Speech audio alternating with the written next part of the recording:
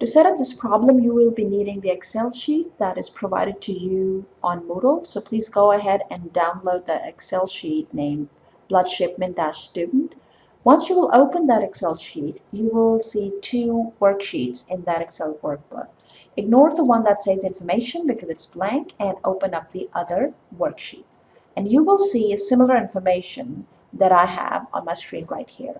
So let's go ahead and start interpreting what this information is. In the first table, first thing I've done is I've taken all the destinations, the 6 destinations or cities, and I've put them in alphabetical order, and I've created the row labels and the column labels right here. If you remember, we had 10 arrowheads. That means we have 10 routes. And this table is how I have coded my routes. Now, if you can see and pay attention to, on my column labels, I have a heading called To City, and for row labels, I have From City. Now, each number right here, like X51, means that my X is depicting my route, 5 is the origination of that route, and 1 is the destination of that route. So my first city is Atlanta, and my 5th city is Raleigh. So this route is depicting arrow that started from Raleigh and ended in Atlanta. So if you remember, and you can go back and look, route between Raleigh and Atlanta was unidirectional. We have a label for that. So similarly, I've gone ahead and depicted all my routes, or coded all my routes in using the same convention. The next thing I want you to pay attention to is you will see some of the labels have the same numbers but in a different direction. So let's pick one label which says X52, which is the route from Raleigh to Charleston, and we also have a similar route which is from Charleston to Raleigh. And that was the arrow which has 2 heads on them. So it was a bidirectional route.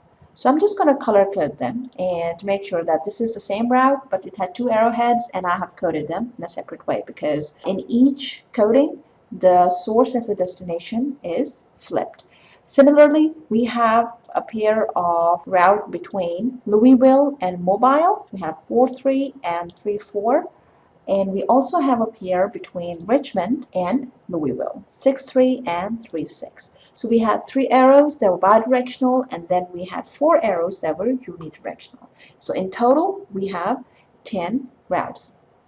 Now in the next table, I have used the same labels, and instead of having the route code, I have put in the per unit transportation cost for each route. I'm going to point out the same thing right here, that for the bidirectional routes, first one between Richmond and Louisville, the per unit cost for moving a shipment is the same. It's going to be the same for the one between Charleston and Raleigh, which was $20 per unit, and also it's going to be the same for the route between Louisville and Mobile. In the third table, I've taken all my routes and put them in numeric order along with their specific per unit transportation cost.